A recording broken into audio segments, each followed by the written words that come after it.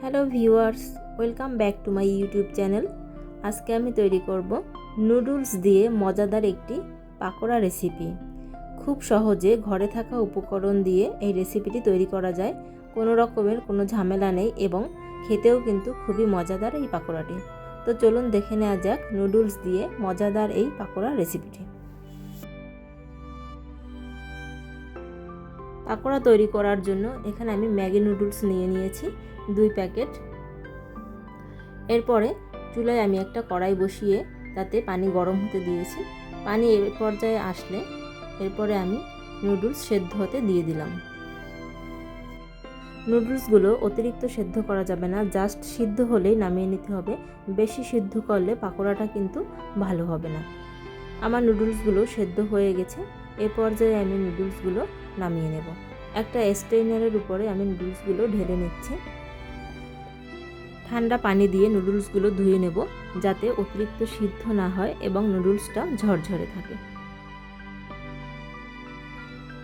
নুডলসগুলো ঠান্ডা হলে একটা বাটিতে নিয়ে নিয়েছি। এরপরে এর ভিতরে দিয়ে দিয়েছি আমি 1/4 কাপ পেঁয়াজ কুচি, 1 টেবিল চামচ কাঁচামরিচ কুচি। এখানে আমি দিয়ে দিলাম 1/4 কাপ বেসন। নুডলসটাকে মসমসে করার জন্য দিয়ে দিলাম 2 টেবিল চামচ চালের গুঁড়া। এখানে দিয়ে দিয়েছি 1/2 চা চামচ হলুদের গুঁড়া এবং 1/2 চা চামচ মরিচের গুঁড়া। এরপরে আমি নুডলসের যে মশলাগুলো থাকে সেই মশলাগুলো দিয়ে দিলাম স্বাদ মতো লবণ এখানে আপনারা পরিমাপ বুঝে দেবেন, কারণ প্যাকেটের মশলায় কিন্তু লবণ থাকে। এরপরে আমি একটা ডিম ভেঙে দিয়ে দিলাম। এরপরে আমি নুডলসের সাথে সব উপকরণগুলো খুব ভালোভাবে মিশিয়ে মেখে নেব। খুব বেশি চটকানো যাবে না, জাস্ট ভালোভাবে মিশিয়ে নিলেই হয়ে যাবে।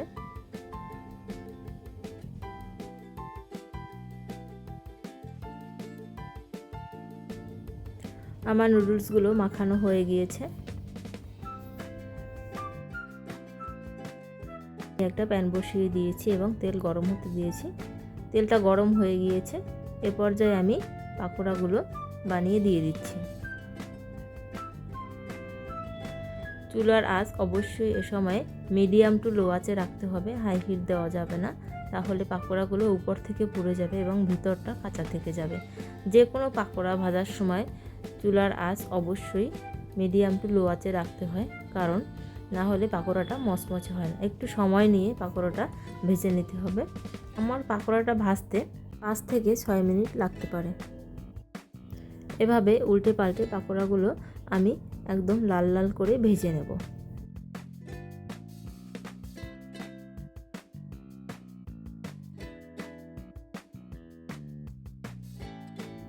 পাকোড়াগুলোর কালারটা কিন্তু চেঞ্জ হয়ে গেছে।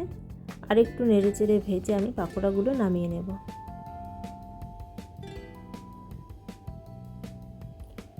এ পর্যায়ে আমার পাকোড়াগুলো ভাজা হয়ে গেছে। পাকোড়াগুলো আমি নামিয়ে নিচ্ছি। পাকোড়াগুলো নামিয়ে একটা টিস্যু পেপার দিয়ে তার উপরে রাখতে হবে, তাহলে পাকোড়ার উপরে যে অতিরিক্ত তেলটা থাকে এটা টিস্যু পেপার চুষে নেবে। দেখুন কত সুন্দর পাকোড়াগুলো হয়েছে। দেখতে যেমন সুন্দর পাকোড়াগুলো, খেতেও কিন্তু অসম্ভব মজাদার এই পাকোড়াটি।